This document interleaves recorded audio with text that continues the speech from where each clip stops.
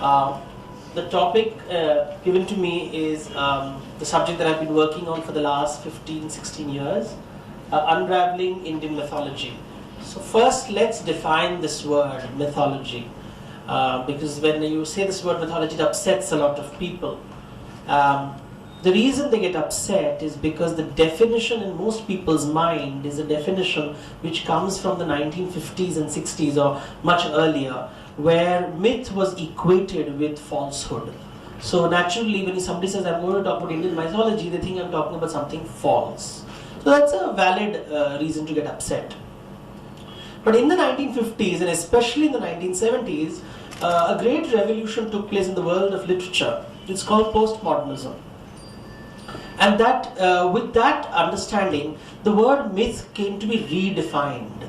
It came to be redefined as subjective truth.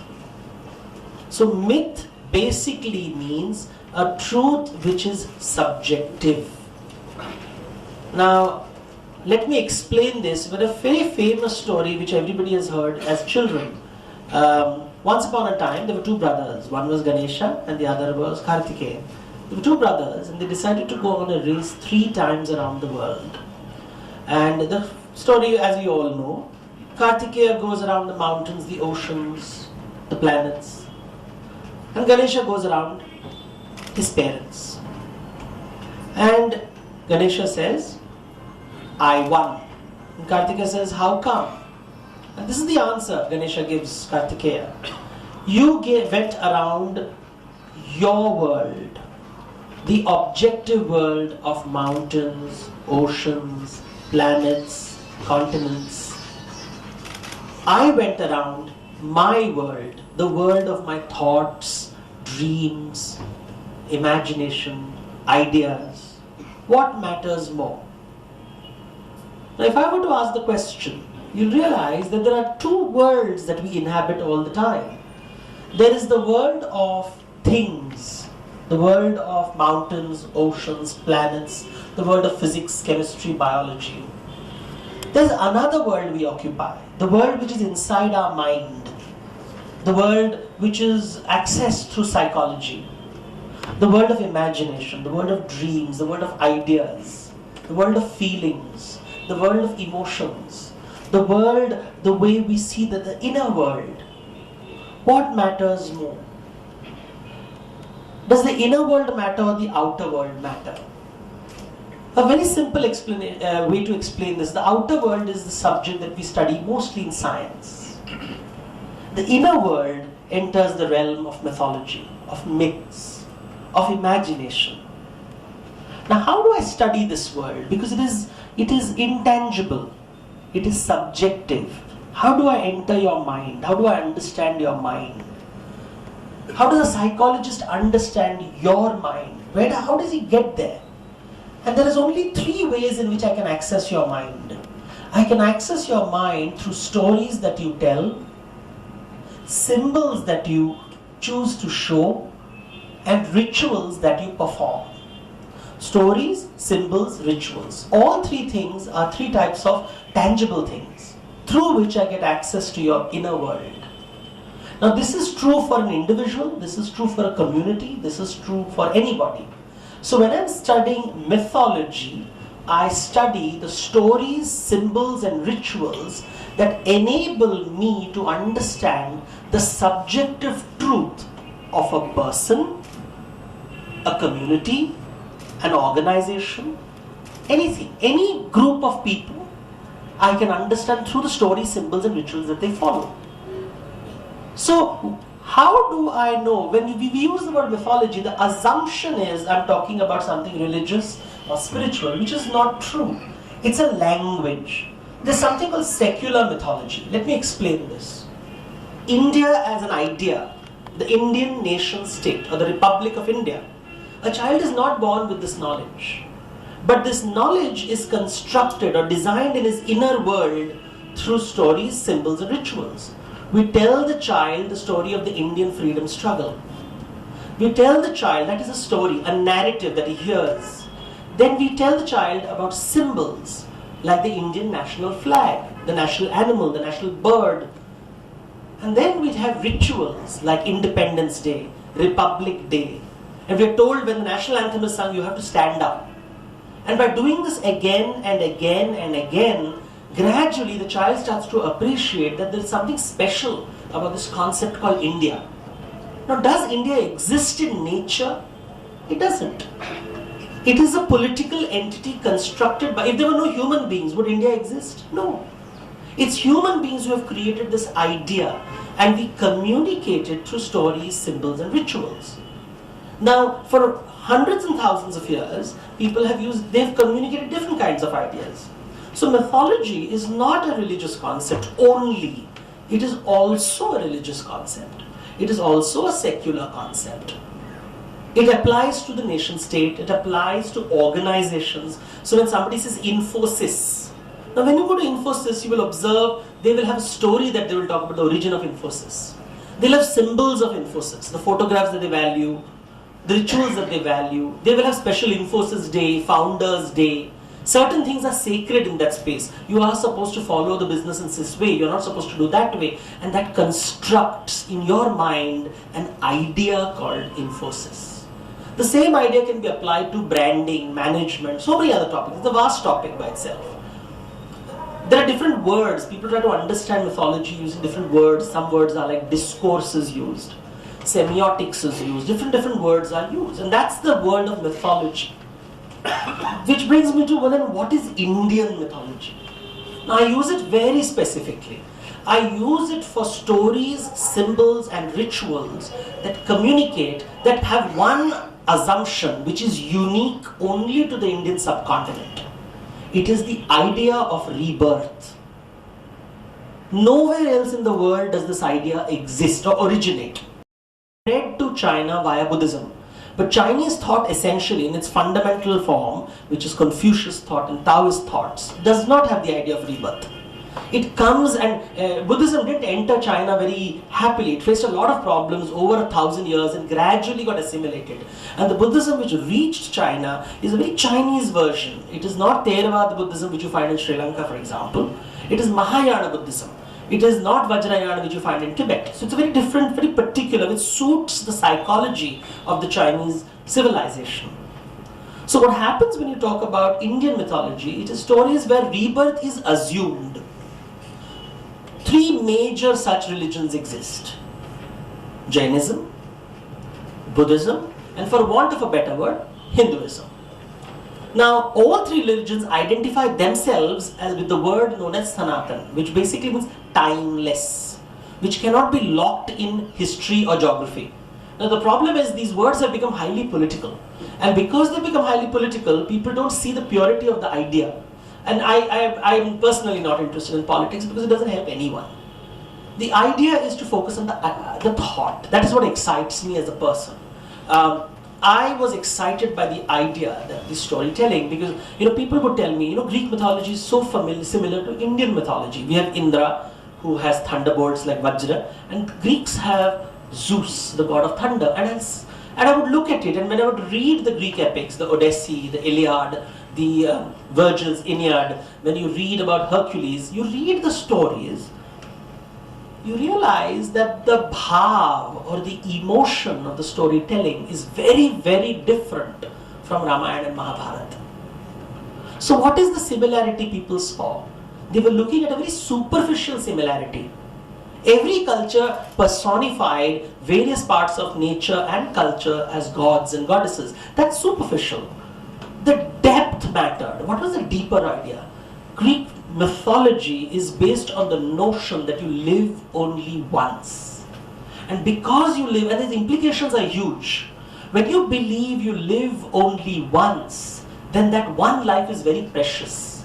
You want to live the life the right way, the correct way.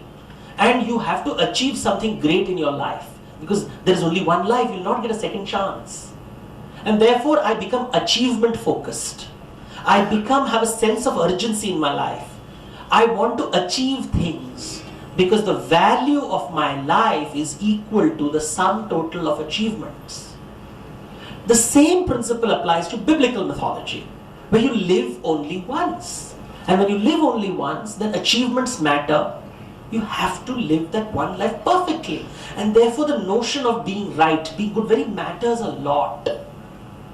But when you apply a rebirth paradigm, a very different approach to life emerges. It says the denominator of your life is infinity.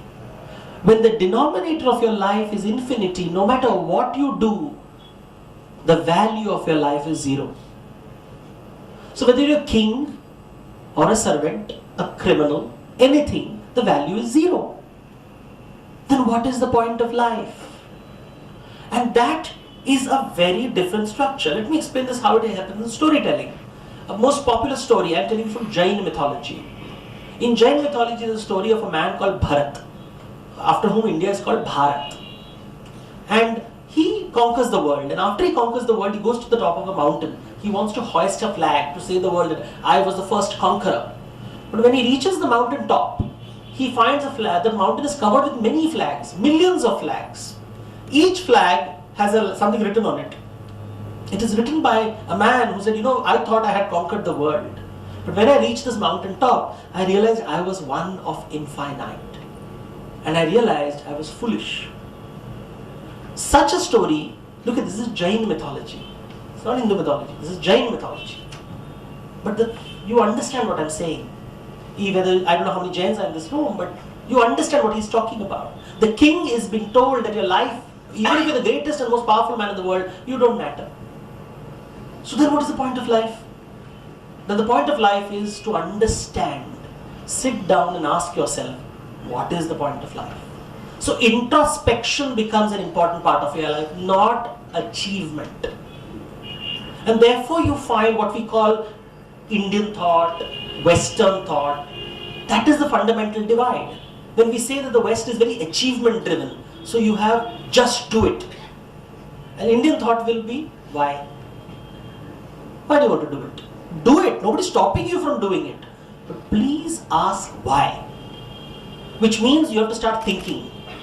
But thinking is a very difficult thing for human beings. We think thinking is something easy, but it's extremely difficult. Why is it difficult? Because it demands, and I'm talking now purely scientifically. When you think, your brain requires glucose. Any activity that demands glucose is naturally resisted. So you will notice if I ask the people in this room, do you exercise regularly? They will say no.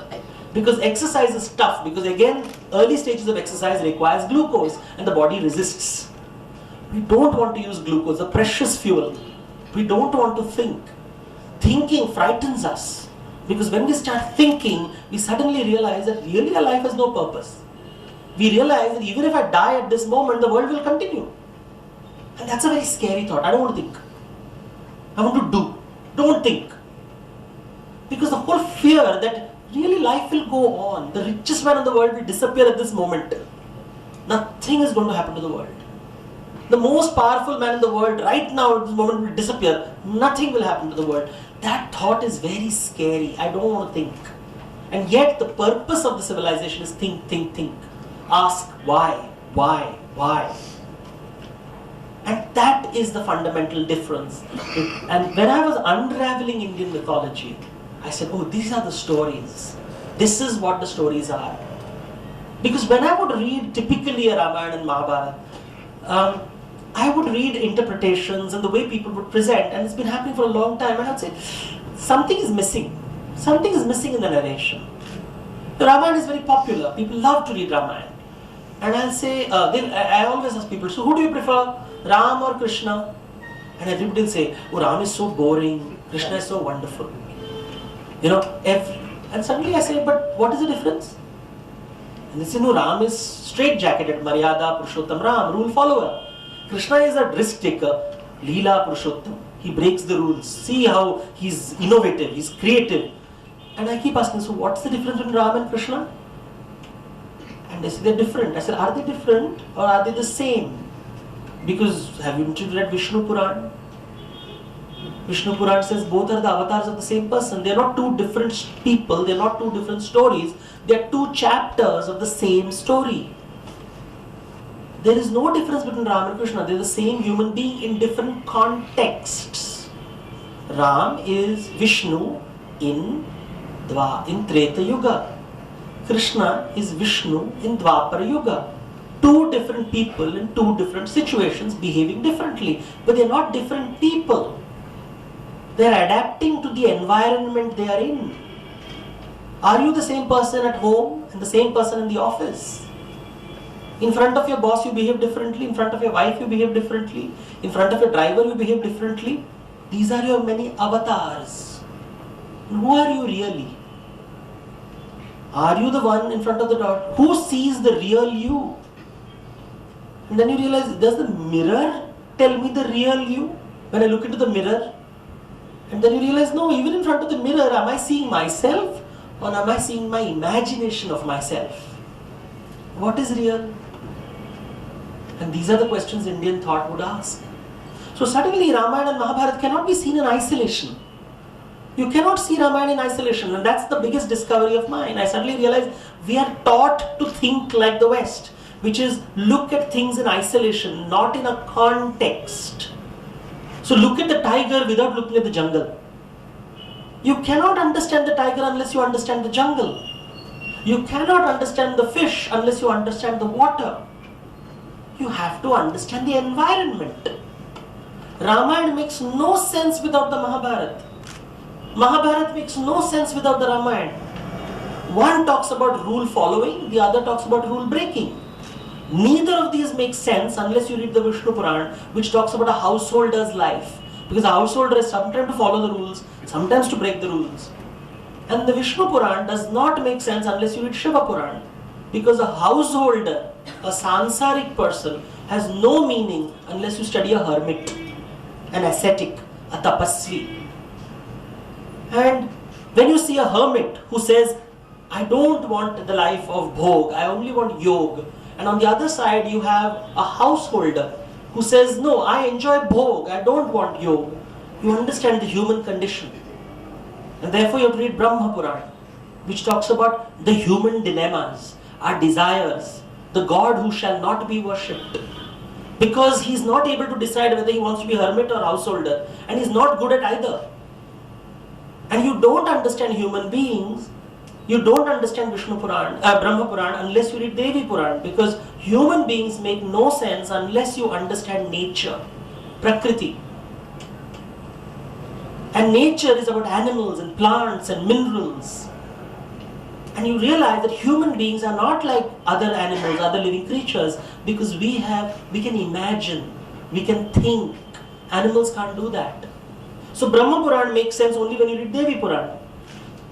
And both of them put together forms what is known as the Agama literature, which is the temple texts.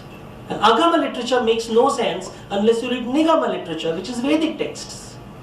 And Vedic text makes no sense unless you read Buddhism and Jainism, or what is known as Shramana literature, which explains the same idea without looking at the idea of God. Because neither the Buddhists nor the Jains have the concept of Ishvara. And therefore they have explained exactly the same ideas using a very different model.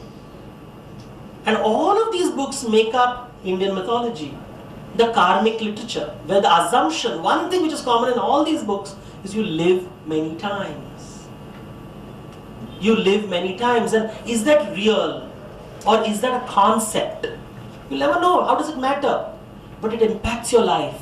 Because when I live many, many times, I always have a second chance. There is always a second chance, which means I can always forgive. I can always say it's okay if you made a mistake.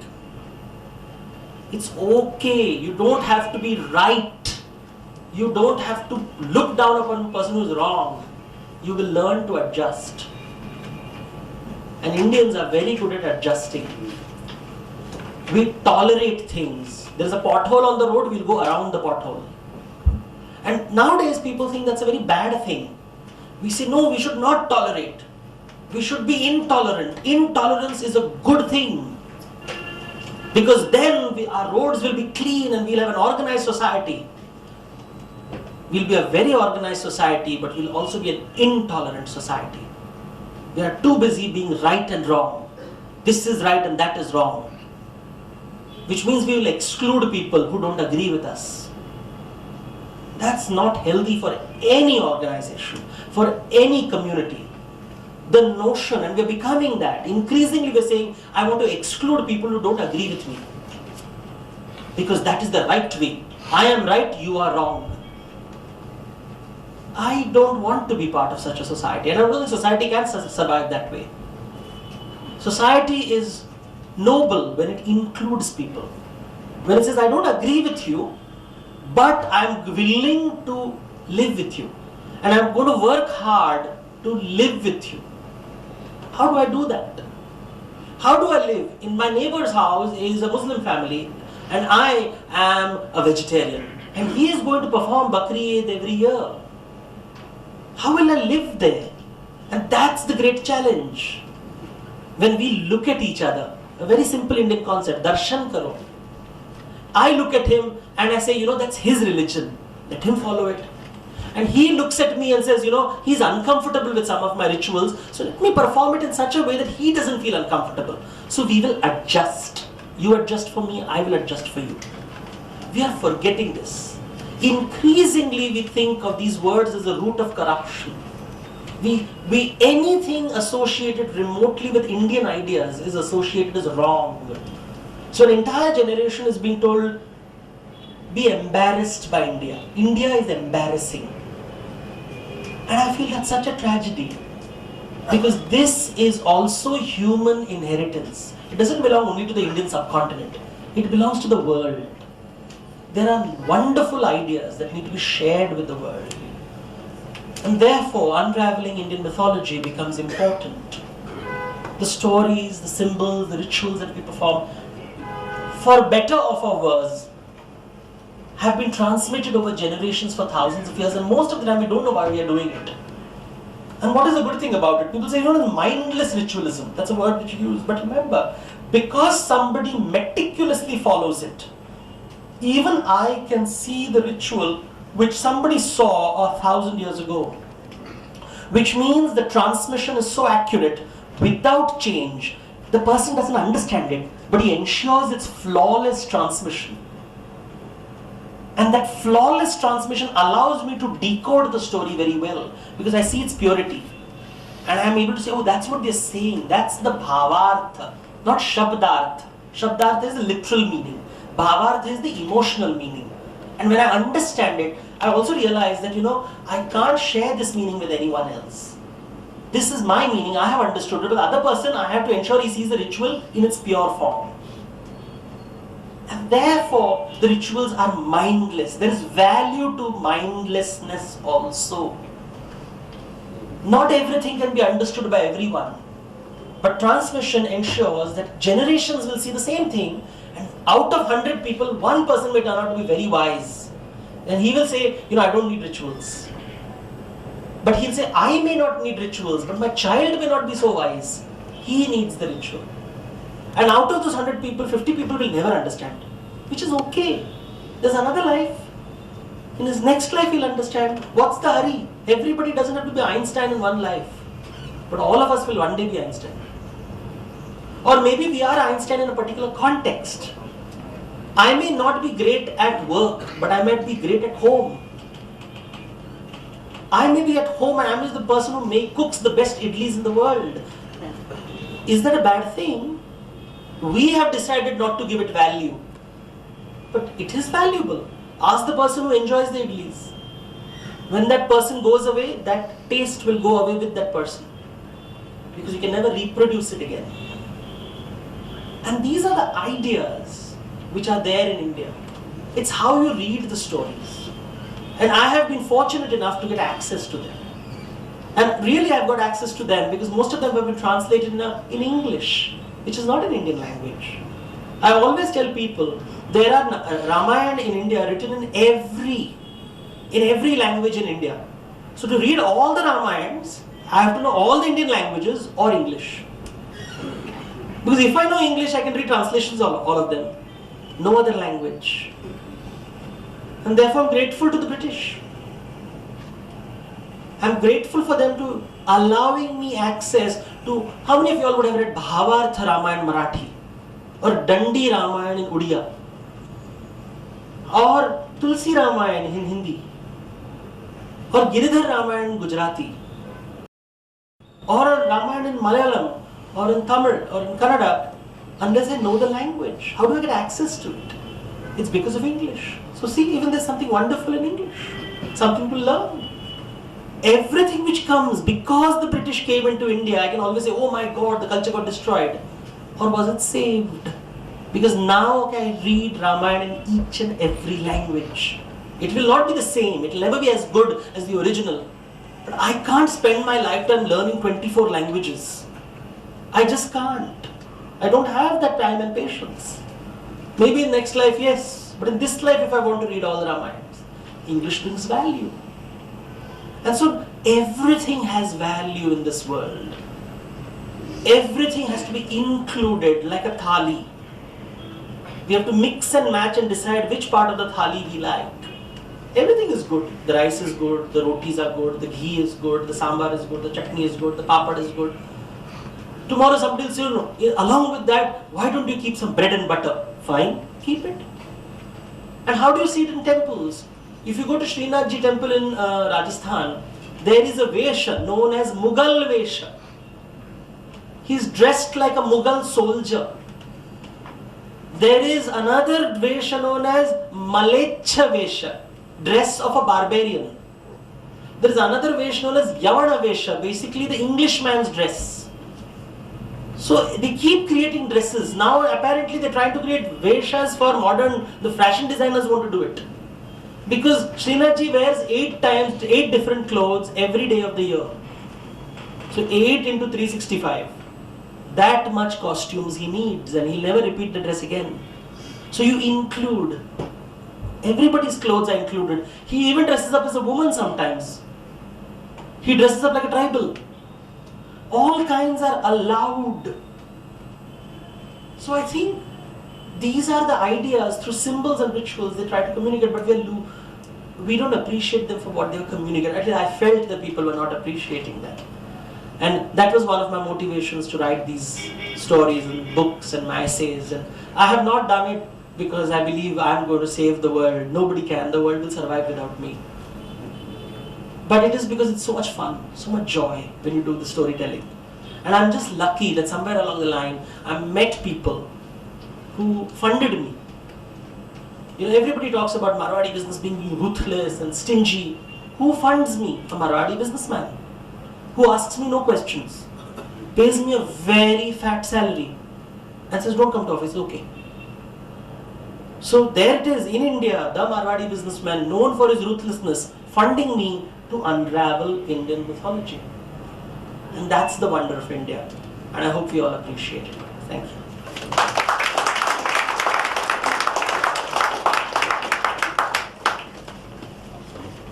We'll now just throw the floor open for questions. So, any questions? Yeah. I am one of these ardent reader of your articles, and many times I have used it in my own organization and many talks without paying you any royalty. I hope you permit me that. He's tolerant. The average age of the audience here is around 50, and you are talking to this audience, and you talked about rituals. And as I see it, whether these rituals will remain, and are you talking like this to the grandchildren of these people who are assembled here? Because what is going to happen to the rituals in the coming years? You know, I come from the city of Bombay. And Bombay is a very commercial city. 10 years ago, I've lived there all my life. I've never seen 10 years ago, there's a very famous temple called Siddhivinayak temple. And anybody who goes to Bombay thinks that it's the most important temple in India, at least in Bombay. When my mother migrated, my parents migrated there, it was a little garden temple where she used to go, after buying vegetables, she used to go to rest. And this is the Ganpati temple. Today it is a massive infrastructure temple where it's the most important and everybody from Amitabh Bachchan to Ekta Kapoor goes there. On Monday nights you will see people walking barefoot to the temple from every part of Bombay. This ritual did not exist 10 years ago. Today it is a big event in Bombay. Let's walk to Siddhivinayak. Who started this? Nobody knows. Why did they start? Nobody knows. It is happening. So rituals will die, but rituals will also come. We are just not seeing it in in front of our eyes, and so we imagine rituals that I have been performing may stop, but someone else has started new rituals. Because the ritual is the idea is important. The idea that he is, for whatever reason, believing that by that act of walking to the temple, he is displaying something. So rituals will always exist. There's no society without rituals. So let's be clear about that. If somebody says my society does not have rituals, then he has a very poor understanding of humanity. No society is ritual-less. Question is, do my rituals survive? That we don't. Once upon a time, there were temple rituals which involved human sacrifice. It stopped. Then there were blood sacrifice. That stopped. People said, why should we do all this? So society changes, rituals will also keep changing. We will redefine it. We will relook at our things. So when we use the word Sanatan, what we mean is it is timeless. So why are we worried about its death?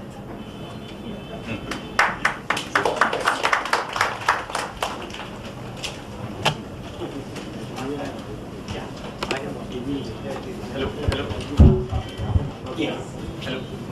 I have two questions. Yes. The first question is just related to the first one you just answered. Yes. So when you say that these rituals will reinvent according to the society, Yes. given the fact that our society is increasingly be driven by commercial interest, Yes. we see a lot of rituals whose ugly face is seen in terms of commercialization. In terms of, you see, some people may still have great reverence for Tirupati, but some people may also see the ugly side of commercializing it. So, and few movies in the recent, like, oh my god, depicted the other side of it. So, do you see sort of a debasement of these rituals because of the commercialization aspect coming in, or do you still see that the original diversity and the richness would still remain, although despite this? Nothing in this world stays the same, it changes. Now when you say debasement, it's your value judgment. I think that this should not be commercial. It's your role, it's your understanding of life, that if it is commercial, it is not okay. But there are many people who believe if it is commercial, it's fine. A temple is not just a temple, it is a fantastic tool for exchange of economic resources. Because it allows for the exchange and the marketplaces built around it, rituals are performed, pilgrims come, traders come, market happens. It's an ecosystem which sustains itself.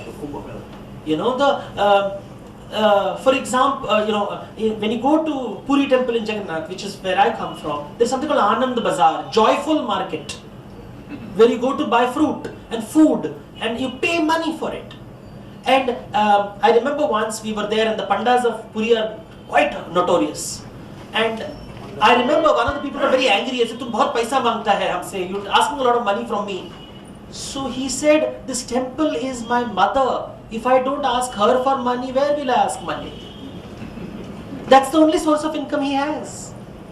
So the question is, in our minds, commercial activity has become something negative.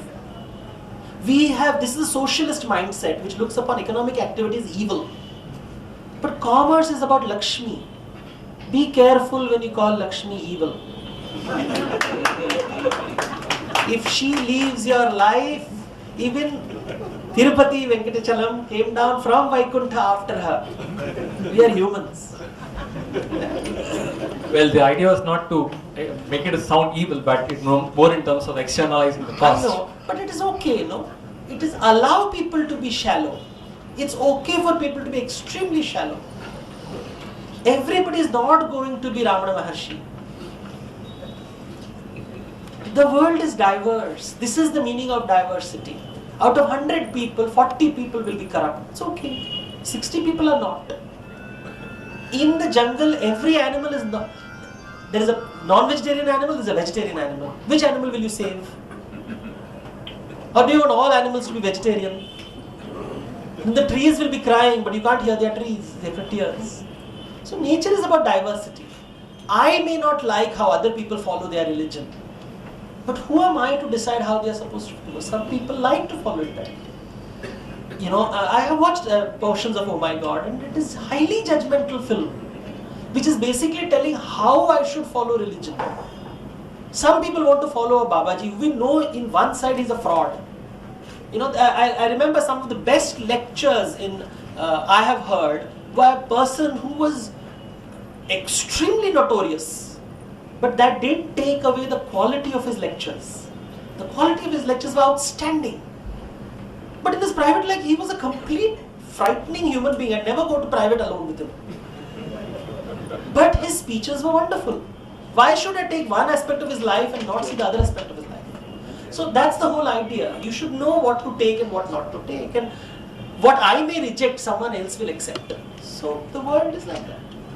Thank you very much. The second question which I have is, sorry to take too much of it. So the second question is, I was very piqued when you mentioned the idea of a secular myth and the religious myth, and you distinguished in terms of the nation state and also the religious myth which we've been following.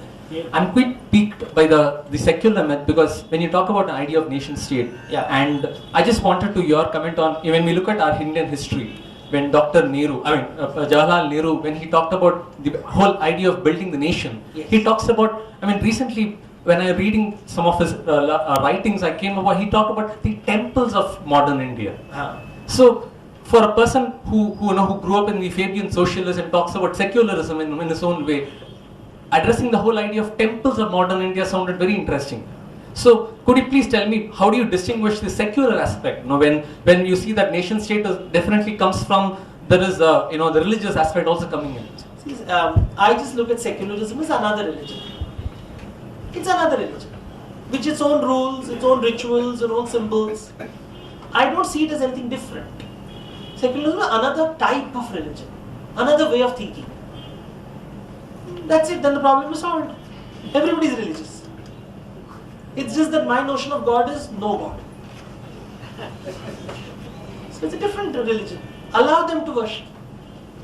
So, this whole divide between religion and secular is a very Western construct, because they have notion of only one religion.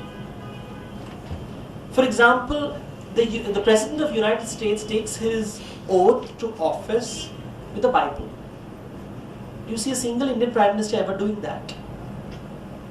It will not be acceptable in India. We won't like it. We will not allow it. The Prime Minister of India will take his oath of office with the Constitution of India. And yet we are called a religious country, and America is called a secular country. So be careful of media reports.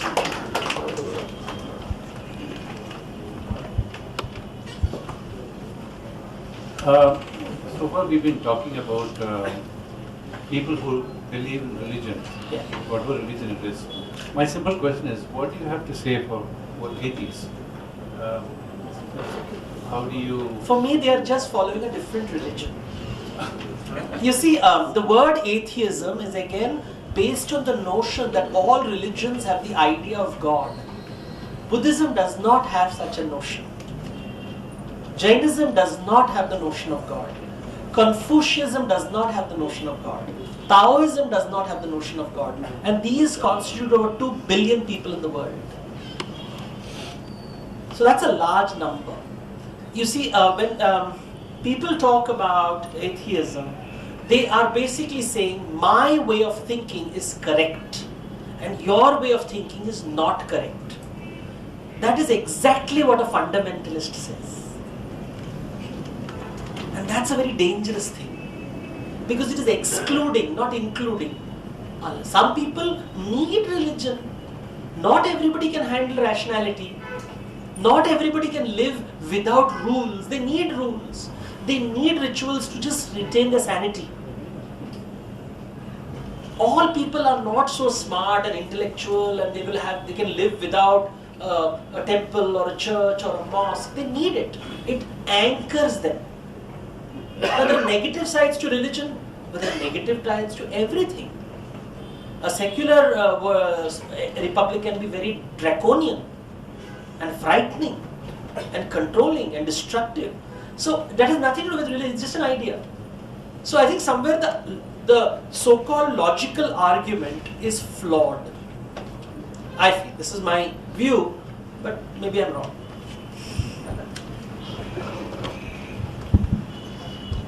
Hello, sir. This is just a disclaimer. I've been stalking you from Break for Life all the way here. And, sir, this question is this is just to know about your line of thought, with regard to my perception. Sure, sure. Now, Hinduism or / Sanatana Dharma has its spine with regard to tolerance. It revolves around the idea of tolerance.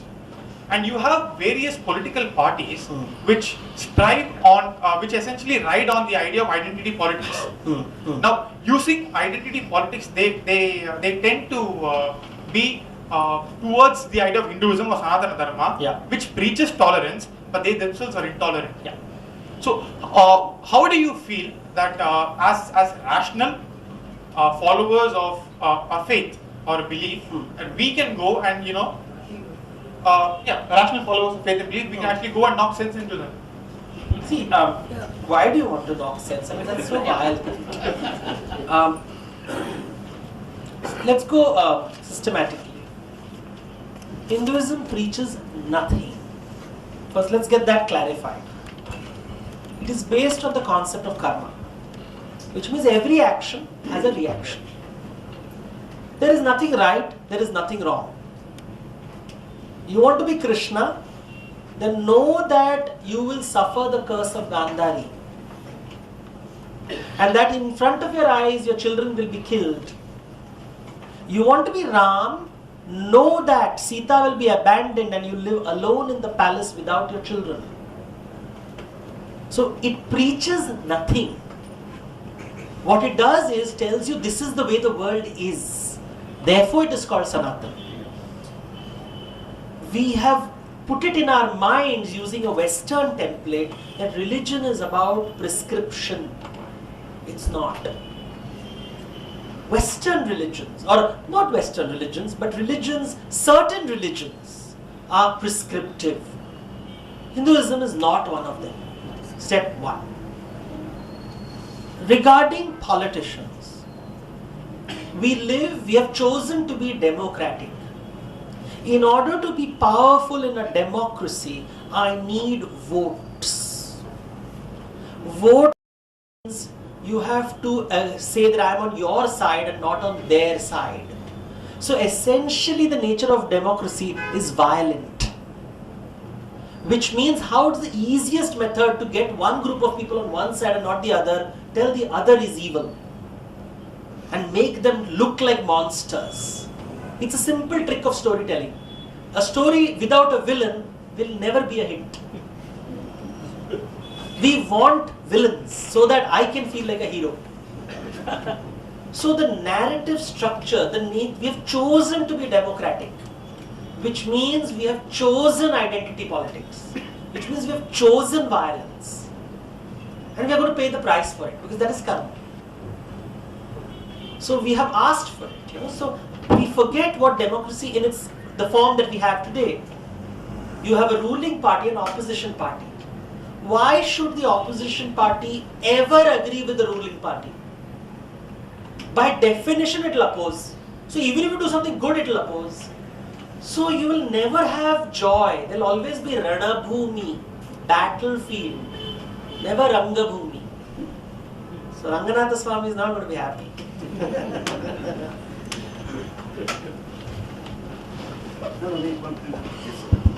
I want to go back to the first question, which he addressed and said we are all 50 plus, and what do we take for our children or grandchildren? So isn't this very confusing for children? How do we put this across to kids? You may have a family where there is a grandparent who says these are the things we have always followed, so you should follow. There's a very rational father who says no, I don't believe in this, none of this is really true. And there is probably a mother and a grandmother in between not knowing what to do. So what does a child take? See, we overestimate the power of parents. The parents are going to save the children from the wrong path. It doesn't happen like that. Every generation finds its own path. If I had listened to my parents, I would be a clinician with a wife and child and my Maruti car and a flat. I would be writing Unraveling Indian Mythology. My parents thought it was the most foolish thing to do after a medical degree. So I'm glad I didn't listen to my parents. The fact is, every generation will face the same problems of life that you and I are facing. They will have to deal with the fear of scarcity, that I will not get enough to live a comfortable life. They'll all deal with the fear of exploitation, that somebody is going to take advantage of them. They will all deal with the fear of invalidation, that my life has no meaning. These three fears will never change. 100 years ago, 1,000 years ago, these three fears existed. 1,000 years from today, these fears will exist. For the fear of scarcity, you will worship Lakshmi. For the fear of exploitation, you will worship Durga. And for the fear of invalidation, you will seek Saraswati. So the three goddesses will remain Sanatan, whether we or you like it or not. We may call it by different names, but it will be the three goddesses. So that will never change for humanity. In any part of the world, in any history, in any geography, these three fears will never go away, and therefore the three goddesses will never go away. What role does the mythology play? Ensures that you learn it faster. That's a little faster, makes life a little better, easier. That's all it does. And if you don't want to learn, fine, you'll figure it out the hard way. But you'll figure it out eventually. Where will you go? So that's the whole thing. We try to help people understand, but if everybody became a good person by reading a book, then all literal people should be good. They're not. We try, we struggle. So why am I telling mythology? Not because I want people to read me. It's lovely when people read me and I can make it my livelihood. But for 15 years I had a full-time job and I still did mythology. I never knew I would be invited to Bharatiya, Vidya, Bhawan. It happened. But I have been writing mythology for 15 years. Did you know my name 15 years ago? And 5 years later people will forget it. But I will still write mythology because it gives me personal satisfaction. So, Good evening. Ramayana is about Maryada Purusha who followed the rules. Mahabharata breaking the rules. But in one part I could not understand. Rama broke the rule that he killed the person behind the tree. Yeah. This I could not still understand from you. you will have to buy a book called Book of Ram, Penguin, 150 rupees. Thank you.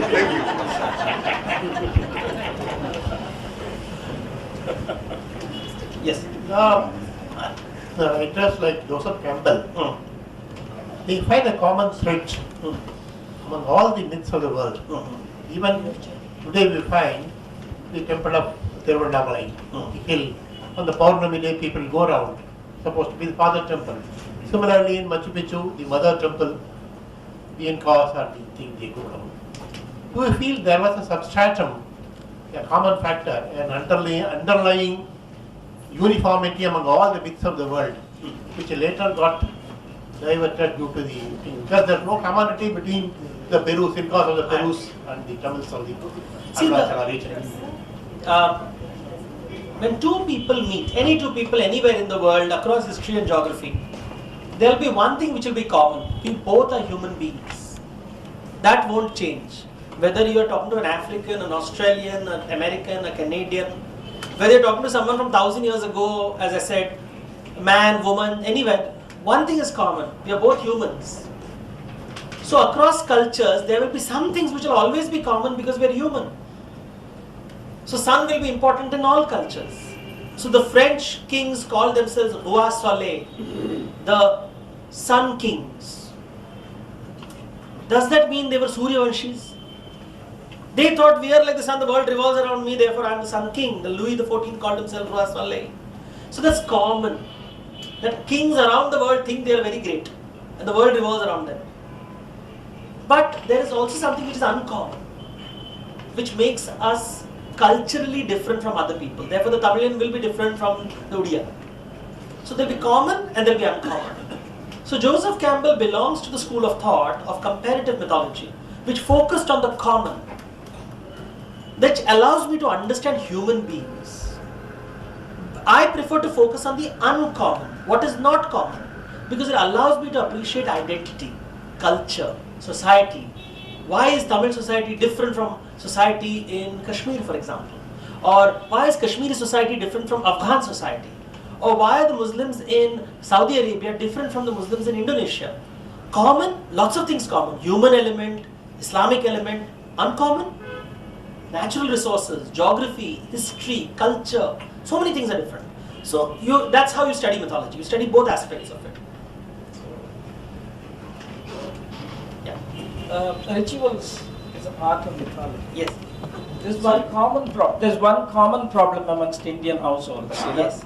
The seniors are not able to explain why a particular ritual is done, Yes. even though the parent may be very keen in doing it the same way as his father did. But it becomes impossible for him to give a proper explanation to the younger generation. In fact, I think this is the underlying reason why it keeps getting diluted or being given a go by as the generations go by. So what can we do about this is number one. Number two is, can you be, there is a modern trend now amongst intelligentsia particularly, that you would like to be spiritual, not religious. So is it possible to be spiritual without being religious? First question. Some people I know choose to follow rituals. You see, we now believe that rituals need to have meaning. So, standing in front of the national anthem, when the song is being sung, we are told stand up, because that shows respect. Doesn't mean a person who is sitting down doesn't respect. You are asked to demonstrate it. Right? A time will come when people will say, I don't want to do that. I respect India, but I don't want to stand up. How do you react to that? Will you get angry, you will get violent, you will get upset, you force them to stand up. And when you force them to stand up, they will stand up, but they won't have respect. So I think sometimes it's good to let things go. Let it organically, if it is supposed to go, it will go. If it is supposed to stay, it will stay. This is where you have to have faith that the ritual will somehow survive.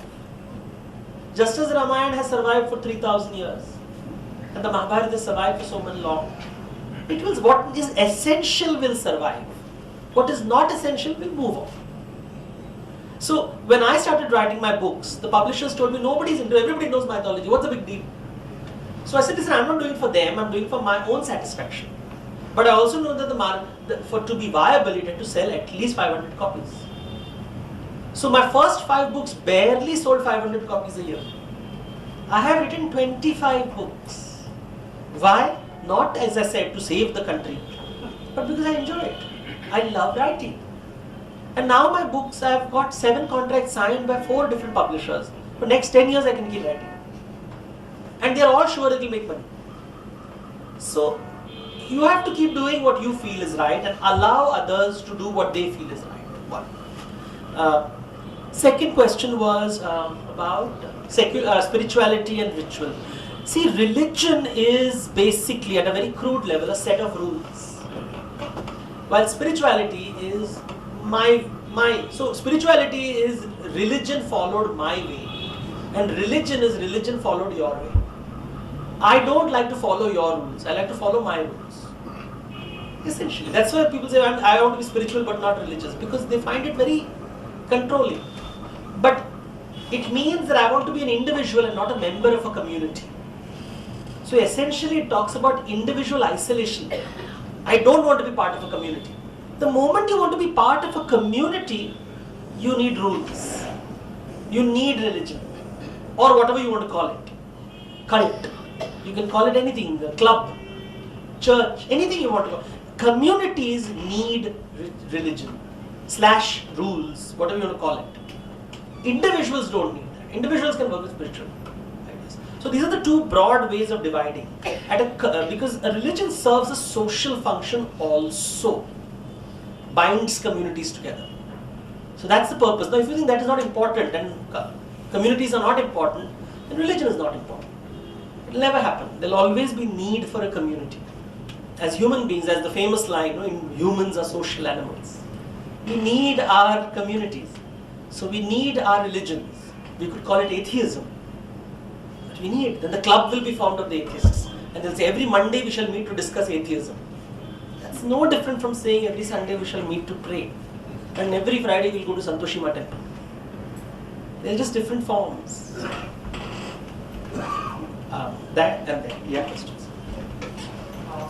This, I think, you're the best person to answer because this is a question I've been bugged with for the last 8 months after reading your book, Jaya. Recently, I heard a lecture on karma yoga, and in that it's given very specifically that a wise man who is being followed, in this case the Lord himself, has to work in such a way, or rather do things in such a way that it is best followed by everyone else. In meaning, you align yourself with karma, good karma and good action. Now quoting your book in Jaya, and quoting Jaya again, Krishna as the charioteer of Arjuna gave one bad advice and did 2 wrong deeds. One, asking Sahadeva to not answer a question directly, but answer a question with another question. A. B. To ensure that Bhishma is taken care of, he made sure Ila was taken on board, which is against the rules of warfare. And the third one was hiding the sun so that Dushasana could also be killed. Now, these, at least the last 2, they are strong violations of the dharma of warfare. And when the Lord himself... You have to shorten the question. So when the Lord himself, when the Lord himself goes against the rules, how can he expect us humans to... So you know what the rules should be, is it? You're so confident these are the rules that should not ever be violated. Where did this concept come from? Who decided these rules cannot be violated? You, the Lord, or the book? And tell me one scholar who knows what dharma means. You see, dharma is not a set of rules. Then Ram and Krishna are opposition of each other, no? One follows the rule, one breaks the rule. So what rule are you talking about? Ram is Ekam Patni Vrata. Krishna? So what you should do, tell me? What is ethical? Tell me the rules. I am yet to hear what those rules are which the Lord should not have broken. You're missing the point of the story. The point of the story is something else. For that, of course, as I said, read my book. One more last question. Based on your research and your readings, what are the groups and other entities which worship Kartikeya to the extent that Tamil Nadu does? You see, there is a very famous... Kartikeya is one of the mystery characters in mythology. As a scholar, it's very exciting. The amount of worship that you find in the Tamil region, you don't find it in the north. Yet, for a long period in history, it was a very important character. So you do see images of the warrior god and Shiva's son in Gupta architecture. You see a lot of these, but the nature of the deity is very different. For example, when you go to a place called Kurukshetra, near that there is a place called Pahua. In Pahua, there is a statue, a small statue, it's a small tiny temple, where after, when you do Shraddha, you're supposed to go there and pour oil. They say it's the Kartik Kumar Swami temple, women are not allowed into this temple. And it is said that because he had because in the north, the general agreement, the general consensus was he's a god of war, therefore associated with death and widowhood. And therefore women would not enter the shrine. And they say that once he got angry with his mother, because he said women don't want to come, I don't want anything to do with women, and he gave up the skin, the blood and the flesh of his body. And so only Kankala Sharira exists, and that is the statue which you find in Pahova, where oil is poured. So in, for example, in Maharashtra, women enter a Kartikeya temple only once a year. Only once a year, never else, because they will say young women are not supposed to go. Now I lived in a place where one community was Maharashtra and the other community were people from Tamil Nadu. So they would have these huge festivals on Kartikeya, and the north would not, these guys, people will say, how can they worship? It's so different. And then you'll realize the different ideas. And you find these variations a lot, especially with for example, Ganesha in some parts of the world, India is a brahmachari. In other So these are organic local deities also. So there are pan-Indian deities and there are local versions of pan-Indian deities and local deities. So these are the various variations that you do see. So there's no one explanation. Each community evolves in its own organic way and transforms itself. So last question. Okay. Check. Sir, I sense this amazing clarity when you speak about these concepts. And I believe that clarity can only come about from something fundamentally, elegantly simple at the bottom, though it might hide a lot of complexity under it. Now, I want to know, from where did you get this clarity from? Was it a personal journey inside, or I'm sure it couldn't have come from the tons of mythology that you read, because it's so confusing for the rest of us. So I just want to understand where you get this clarity from. Well, it's honestly through a lot of hard work. I'm very analytical in my thinking. So people don't realize when I start writing a book, I open an Excel sheet. I don't write in a Word document. I open it in an Excel sheet. So my entire Mahabharata is in an Excel sheet. I work with mathematical precision. I think it's because of my medical background, and you're trained in medicine. If you study science, any engineer, it's all about analysis and synthesis. So is the same principles you apply to mythology. So you have the concept of Hansa. What is a Hansa? A goose which can separate milk and water, which is basically analytical thinking. So that's what I've been doing. I've been analyzing. I've been asking questions that nobody has asked. Why is Ram the rule follower and Krishna the rule breaker, and you don't worship both? So when somebody tells me dharma is equal to rules or dharma is equal to ethics, I say, wait a minute, the word ethics comes from the word ethios, it comes from Western vocabulary, they believe in one life. How can you apply that definition to an Indian word? So I ask very fundamental questions which for some reason, very strangely, nobody has been asking. I've been questioning assumptions.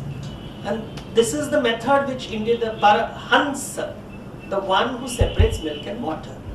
So the method has been given. I have followed the method that the ancestors have given. The clarity comes. Thank you.